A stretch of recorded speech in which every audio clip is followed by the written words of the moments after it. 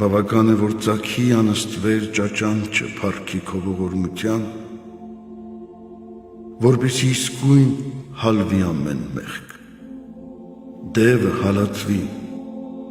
հանցանքը ջնջվի, կապանքը խզվի, խորտակվի շղթան,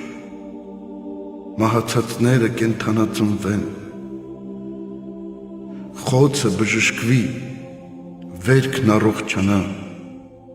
վերանա ամեն ապականություն, թախիծն ընկրկի, ողբը նահանջի, խավարը փախչի, մութը վերանա, գիշերը գնա,